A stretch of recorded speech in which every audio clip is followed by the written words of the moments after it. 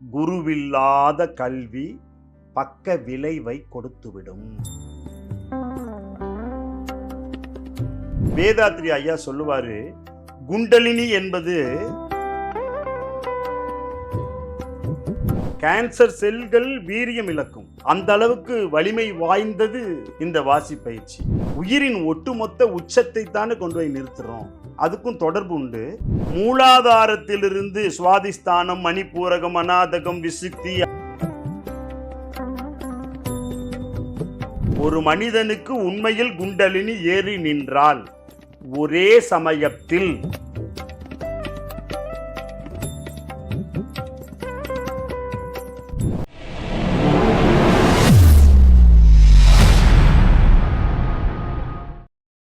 ஆன்மீகம் தொடர்பாக நமக்குள்ள இருக்க சந்தேகங்களை அனைத்துக்கும் நீண்ட விளக்கம் கொடுப்பதற்காக நம்ம கூட ஐயா மூலிகை சித்தர்கள் அவர்கள் இருக்காங்க. வணக்கம் ஐயா. எப்படி இருக்கீங்க ஐயா? நல்லா இருக்கேன். சித்தர்களுடைய பரிபூர்ணமான அருளாசினால பரிபூர்ண சுகம். சித்தர்கள் அப்படி பொறுத்த வரைக்கும் இந்த உலகத்துல இருக்கிற ஒரு மிகப்பெரிய சக்தி அப்படின்னு பார்த்தீங்கன்னா அந்த ஒரு 5 சக்திகள் சொன்னீங்க. நீர், நிலம், காற்று, ஆகாயம், இந்த மாதிரியான விஷயங்களை ஒரு 5 சக்திகள் சொன்னீங்க. இந்த 5 சக்திகளை கண்ட்ரோல் பண்றதுக்கு, வசியப்படுத்துறதுக்கு இந்த வாசி யோகத்தை வந்து சித்தர்கள் பயன்படுத்தினாங்களா? வாசியோகத்தை பயன்படுத்தினார்கள். அதை காட்டிலும் முத்திரைகளை பயன்படுத்தினார்கள். 5 ஆற்றலை தன்னகத்தே கொண்டு வருது. அதனாலதான் அண்டத்தில் உள்ளதே பிண்டத்தில் இருக்கிறது.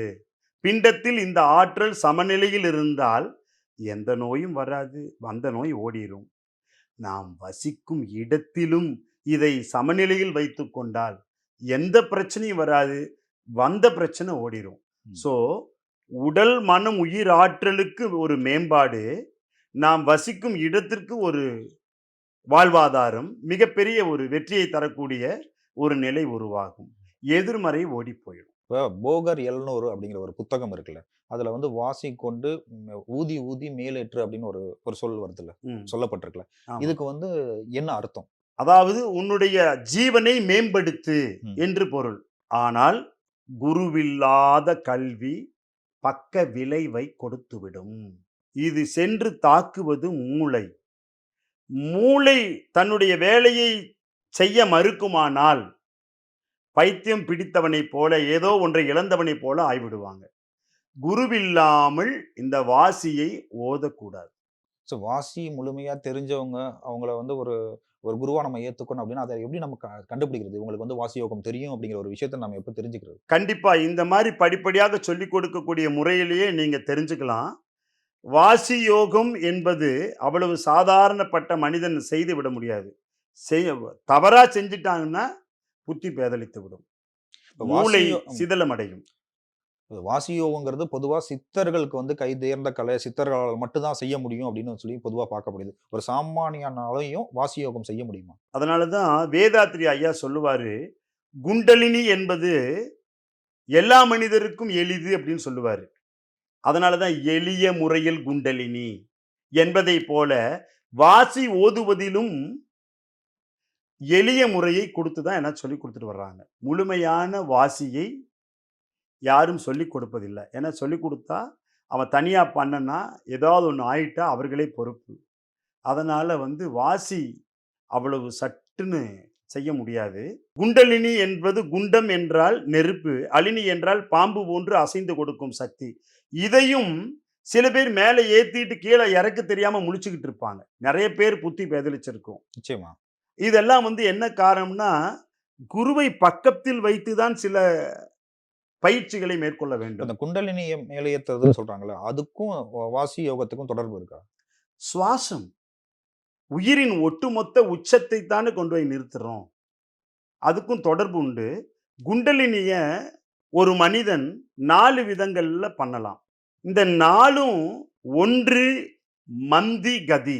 மூலாதாரத்திலிருந்து சுவாதிஸ்தானம், மணிப்பூரகம், அநாதகம், விசுக்தி, ஆக்ஞா, சகசாரா என்று சொல்லக்கூடிய ஒவ்வொரு ஆதார சக்கரங்களாக மேல எழும்பி வருவது தான் குண்டலினி.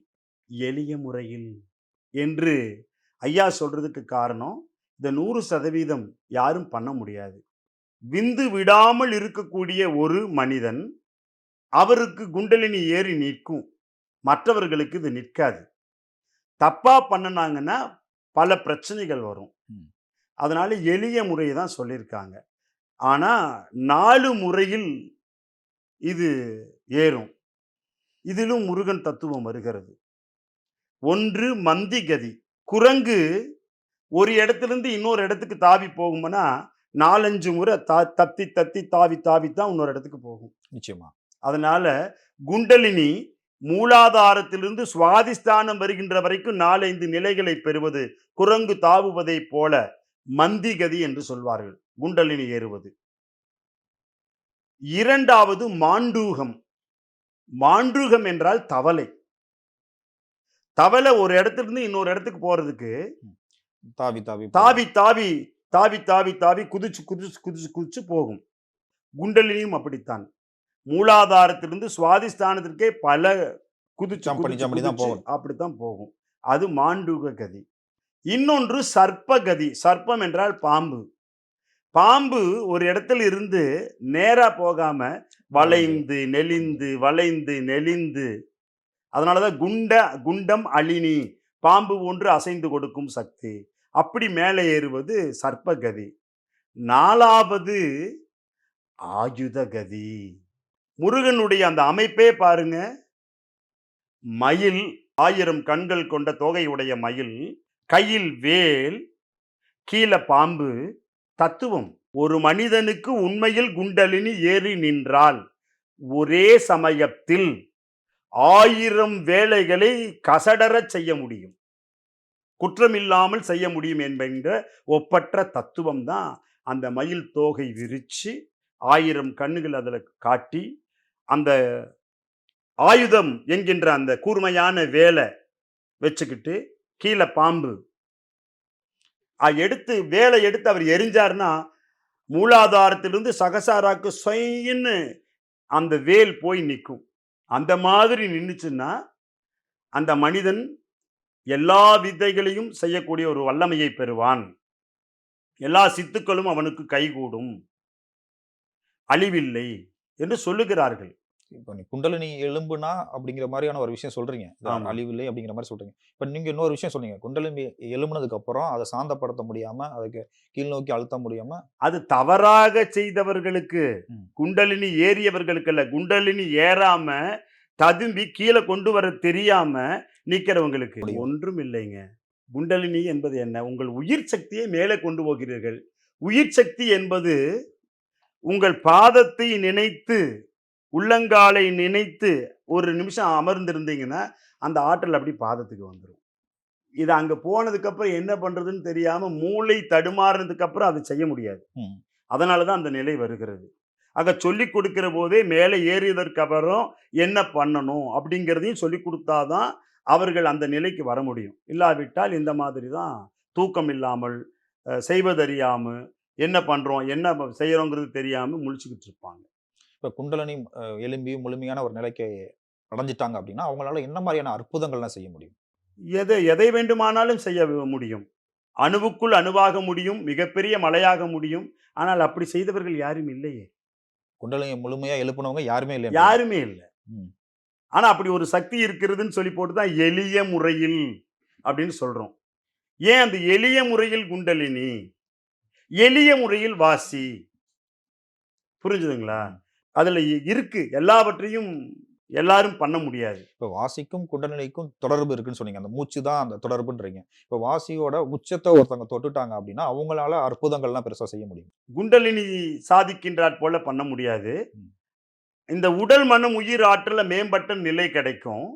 ம். நோயில்லாத வாழ்வு கிடைக்கும். எதுல? வாசியில. ஏன்னா காற்று மட்டும் தான் எடுத்துக்கிறோம். எடுத்து எடுத்து எடுத்து விடுறோம் அவ்வளவுதான். ஆனா குண்டலினி அப்படி அல்ல. மூலாதாரத்திலிருந்து சுவாதிஸ்தானம், சுவாதிஸ்தானத்திலிருந்து மணிப்பூரகம், மணிப்பூரகத்திலிருந்து அநாதகம், விசுத்தி, ஆக்ஞா, சகசாரா, இதுக்கு மேல வந்துட்டு இதுக்கு மேல போயிருவாங்க. அங்க போயிட்டு இறங்க தெரியாது. இங்க மேல போயிடுச்சுன்னாலே இங்க ஆட்டம் கலண்டு போயிடும். அது கீழ இறங்க முடியாம திருன்னு முழிச்சிட்டு இருப்பாங்க. இப்ப அந்த சக்கரம்னு சொல்றாங்கல்ல. ம். அந்த சக்கரத்த எழுப்புறதுன்னு சொல்றாங்க. சோ அதுக்கும் குண்டலினிக்கும் என்ன தொடர்பு? சக்ராஸ் தான் ஆக்டிவேட் அதான் ஆகுறது தான். சக்ராஸ் ஆக்டிவேட் ஆனா தான் குண்டலினி மேல எழும்பும்னு சொல்றாங்க. எல்லா சக்கரமும் ஆக்டிவேட் ஆனா தான் குண்டலினி மேல எழுப்ப முடியும். உங்களுடைய கேள்வி எனக்கு புரிகிறது. சக்ராஸ் ஆக்டிவேட் ஆக ஆக ஒன்றிலிருந்து இன்னொன்றுக்கு, இன்னொன்றுக்கு, இன்னொன்றுக்கு உயிர் சக்தி மேல கொண்டு போறது தான் குண்டலினி. சக்ராஸ் ஆக்டிவேட் ஆயிடுச்சுன்னா, இது சக்கரம் என்பது நம் உடலில் கற்பனையால் செய்யப்பட்ட நாளமில்லா சுரப்பிகளின் உணர்வை தரும் சுழற்சி மையங்கள். அப்படி ஒரு பல்லு சக்கரம் போன்ற அமைப்பு கிடையாது. கிடையாது. நாளமில்லா சுரப்பிகளின் உணர்வை தரும் சுழற்சி மையங்கள். அந்த மையங்கள் ஆக்டிவேட் ஆயிடுச்சுன்னா ஆனந்தம் கிடைக்கும். மேல போக முடியும். அது வேறு, சக்கராஸ் இங்க தான் இருக்கும். சக்கராஸ் எல்லாம் எங்கேயும் போகாது. குண்டலினி சக்தி, உயிர் சக்தி மேல போயிடுச்சுன்னா, பரவெளியை நோக்கி ஒரு தேடுதல் போயிடுச்சுன்னா 2வது இதுக்குள்ள வராது. அதுக்கப்புறம் தான் அந்த பல்வேறு இடையூறுகளை கொண்ட ஒரு நிலை வரும். இப்ப ஒவ்வொரு சக்ராஸ நம்ம ஆக்டிவேட் பண்றோம்னு வச்சுக்கங்களேன். ஒவ்வொரு இந்த சக்ராஸோட அந்த படிநிலை இருக்குல்ல, ஒவ்வொரு நிலை இருக்குல்ல. அதுக்கு அதாவது ஒரு நம்ம உடம்புல, இல்ல நம்மளோட அந்த மனநிலையில, நம்ம பயணிக்கிற ஒரு இடத்துல வந்து அந்த அற்புதங்கள்ங்கிறது வந்து ஒண்ணொண்ணா நிகழுமான்னு கேட்கிறேன்.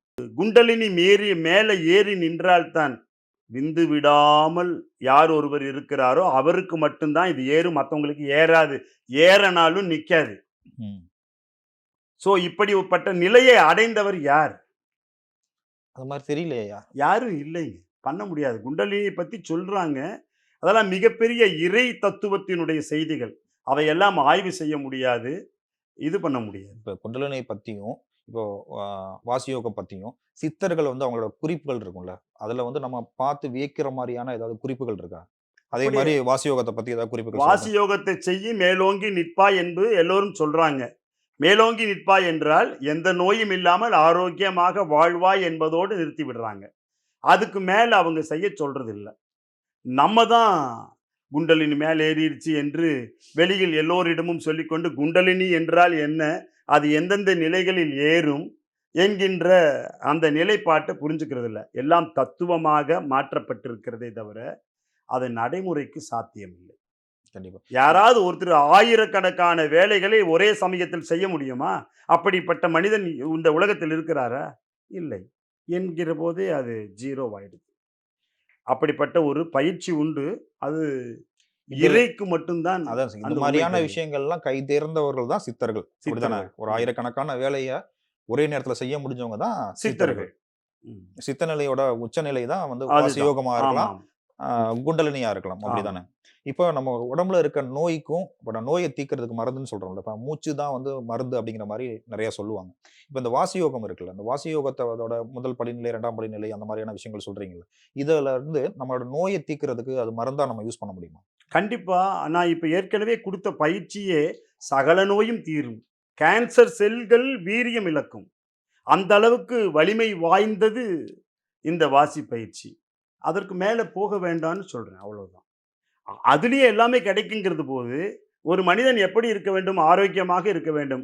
உடல், மனம், உயிர், ஆற்றல் மேம்பட வேண்டும். எந்த நோய் வந்தாலும் அந்த நோயை தடுக்க தெரிய வேண்டும். தடுக்கும் யுத்திகள் தான் இந்த வாசி யோகம். பொதுவாவே நோய்களுக்கு அப்படின்னா, நோய்கள தடுக்கிறதுக்கு அப்படின்னு சொல்லி பொதுவான அந்த மாரியான ஒரு மூச்சு பயிற்சிகள் தான் இருக்கா? இல்ல கண்டிப்பா. ஒவ்வொரு நோய்க்கும் ஸ்பெஷலா இப்ப ஒரு கேன்சர் அப்படின்னா இந்த மாரியான பயிற்சிகள் செய்யுங்க. அதாவது அந்த மாரி ஏதாவது ஒரு அந்த கிரியா ம். கிரியா என்பது 1, 2, 3, 3, 2, 1 என்பதற்கு மேல ஒரு யோகம் காற்றில இல்ல. அதான் வாசி யோகம். ம். எல்லாத்துக்கும் ஒரே மருந்து பயிற்சிகளில் பயிற்சிகள். இதுதான் ம். இதுதான் பயிற்சி. கண்டிப்பா. எல்லா நோயும் பரிபூர்ணமா குணமாகும். இத பண்ணுனாலே போதும். எல்லாம் நரம்பு மண்டலம், இரும்பு மண்டலம் ஆயிரும். இன்டர்னல் ஆர்கன்ஸ் ரெஃப்ரெஷ் ஆயி புத்துணர்ச்சியோட செயல்படுங்க. இதை விட ஒரு மனிதனுக்கு வேற என்ன வேண்டும்? கண்டிப்பா. மருத்துவ முறைகள் எண்ணற்ற மருத்துவ முறைகள் இருக்கிறது. தண்ணீரினால் மருத்துவம் இருக்கிறது. பஞ்சபூதத்தில் காற்றை மட்டும் தான் கேட்டோம். தண்ணீரில் மருத்துவம் இருக்கு. எப்படின்னு கேட்டீங்கன்னா, ம். ஒரு சொம்புல தண்ணி எடுத்துக்கணும். அந்த தண்ணீருக்குள் மிளகு 2 உடைச்சு உள்ள போட்டிருக்கணும். சீரகம் ஒரு 7, 8 நுணுக்கி உள்ள போட்டிருக்கணும். துளசி இலைகள், கருந்துளசி இலை மிகவும் சிறப்பு. கிள்ளி உள்ள போட்டிருக்கணும். அருகம்பில் 2 பில்ல எடுத்து சிறு சிறு துண்டுகளா போட்டிருக்கணும். வெற்றிலை காம்ப கிள்ளிட்டு ஒரு 10, 20ஆ கிள்ளி உள்ள போட்டிருக்கணும். வெட்டி வேர் ரூ. 10 குடுத்தா இவ்வளோ கிடைக்கும். அதுல ஒரு 2 வேர மட்டும் கட் பண்ணி உள்ள போட்டிருக்கணும். இரவு இந்த தண்ணீரில் இதையெல்லாம் போட்டு மூடி வச்சுக்கணும். காலையில் எழுந்தவுடன் இத வடிகட்டி இதை குடிக்கணும். தண்ணி மட்டும். தண்ணியை மட்டும் குடிக்கணும். புரியுது. எப்படின்னா, இப்போது இதுதான் அந்த தண்ணீராக வைத்துக் கொள்வோம். ஒரு முடக்கு குடிக்கிறேன் பாருங்க.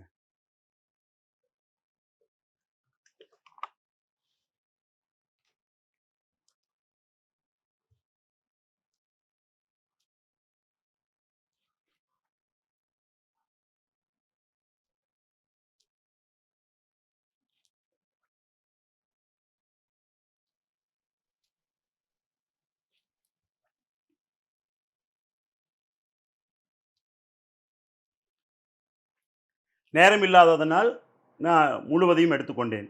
இப்படி சிறிது சிறிதாக, சிப்பு சிப்பா இந்த தண்ணிய உள்ள அந்த குடிச்சிட்டோம்னா, ஒவ்வொரு சிப்பும் உள்ள இறக்குறதுக்கும் ஒரு 5 செகண்ட் 5 செகண்ட் எடுத்துட்டோம்னா, எல்லா ஆர்கன்ஸும் ரெஃப்ரெஷ் ஆயிடும்.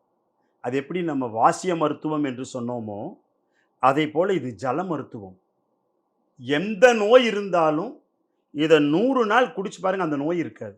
தண்ணி குடிக்கிறதுக்கு ஒரு சொம்பு தண்ணி குடிக்கிறதுக்கு ஒரு 20 நிமிடம் ஆகும். கண்டிப்பா. பொழப்பு கட்ட வேலைன்னு நெனச்சா, அதுல ஒண்ணும் இல்ல. ஆனா இத குடிச்சா சிறப்பு.